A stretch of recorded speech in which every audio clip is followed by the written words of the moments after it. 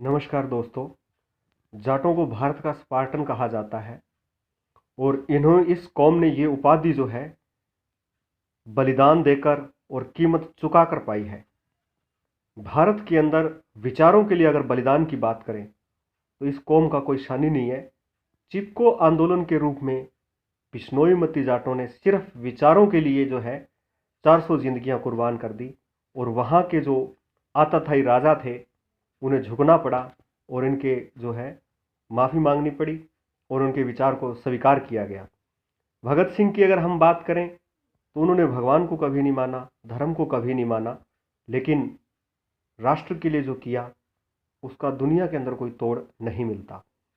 फिर भी इस कौम के साथ न्याय नहीं हुआ, इन लोगों के इतिहास को दफनाया गया।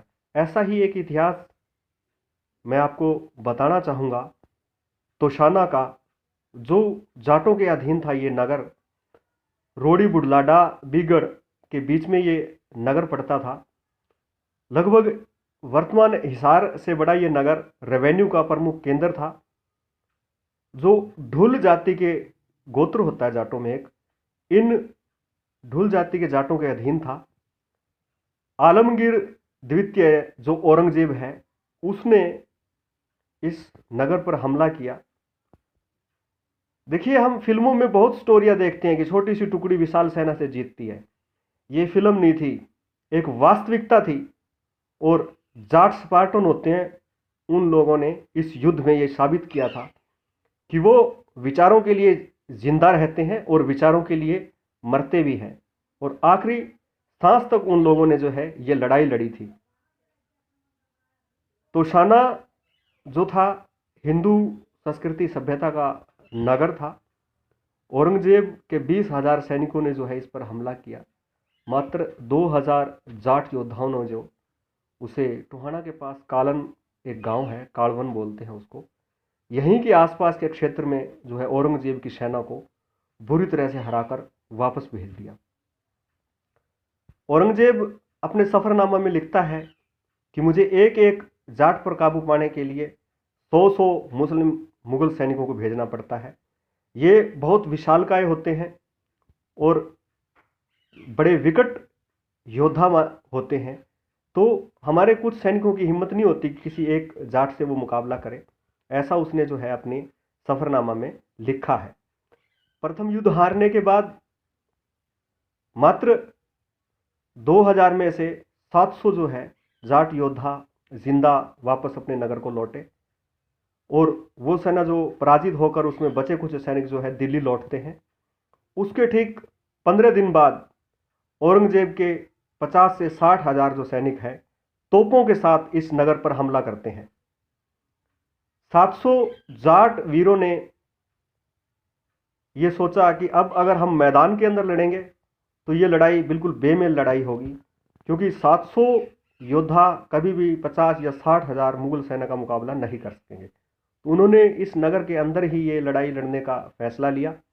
बच्चों और महिलाओं को मंदिर के प्रांगण में इकट्ठा किया गया और उन्हें वहीं रोका गया, क्योंकि उन्हें उम्मीद थी कि जो मुगल सेना है वो तोपें तो चलाएगी लेकिन शायद मंदिर पे ना चलाएं वो, क्योंकि मुगल सेना में कुछ हिंदू सैनिक भी थे और शायद वो अपने धर्म के विषय में सोचकर बच्चों और महिलाओं पर हमला नहीं करेंगे, जो मंदिर में ठहरा रखी थी, उन्होंने रोक रखा था जिन्हें। और उन्होंने जो है गोरिल्ला युद्ध प्रणाली के तहत मुगल सेना का मुकाबला करने का निर्णय लिया और वो 700 स्पार्टन उस मुगल सेना से जा भिड़े। भीषण लड़ाई हुई,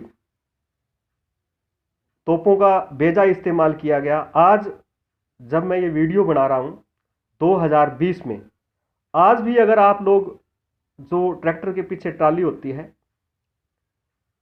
इतने तोप के गोले वहां आज भी देख सकते हो आप।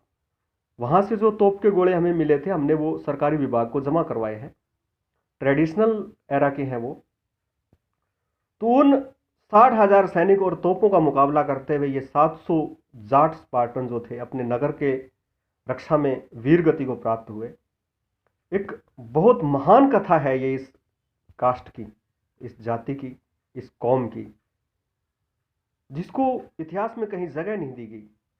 देखिए, उनमें जब वो 700 थे, वो जिस बहादुरी से लड़ रहे थे, उसमें जो आखिरी जाट था वो भी उसी बहादुरी से ही लड़ रहा था।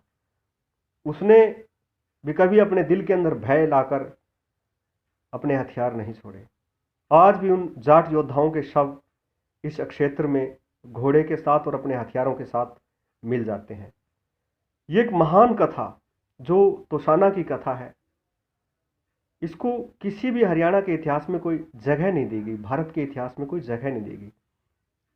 तो देखिए किस तरीके से छेड़छाड़ की गई है हमारे भारतीय इतिहास के साथ।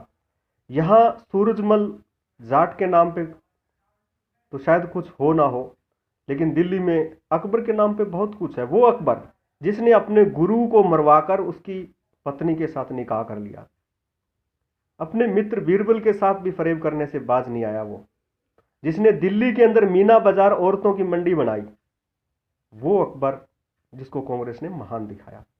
लेकिन वो स्पार्टन जो 60,000 मुगल सैनिकों के सामने मात्र 700 मुट्ठी भर लोग, लेकिन उसके बाद भी उन्होंने विचारों के लिए बलिदान दिया, उनमें से एक का नाम भी हमारी किताबों के अंदर नहीं लिखा गया। इतना बड़ा अन्याय उन लोगों के साथ किया गया। उन 700 के वीर गति को प्राप्त होने के बाद पूरे शहर को आग लगा दी गई। तोपों के साथ जो बच्चे और महिलाएं उस मंदिर में थी, उन सबको मार दिया गया, जला दिया गया, पूरा नगर तहस नहस कर दिया गया। युगों तक ये नगर जमीन में, लगभग 300-400 सालों के बाद जो है अब ये प्रकाश में आया है। और हरियाणा सरकार इस पर जो है काम कर रही है, इसको अधिग्रहण की प्रक्रिया में डाला हुआ है। एनसीईआरटी को एक पत्र भेजा गया है जिसमें इनका वर्णन किया गया है, लेकिन उम्मीद बहुत कम है, क्योंकि बाबर प्रस्त जो हमारा सिस्टम है, औरंगजेब प्रस्त जो हमारा सिस्टम है, जो उन आताताइयों की पूजा करता है, वो शायद इन महान स्पार्टन को इतिहास में जगह दे या ना दे, ये संयस का विषय है। आप सब लोग इस विषय पर ध्यान दें और अपनी अपनी तरफ से इन महान योद्धाओं के लिए प्रयास करें। धन्यवाद।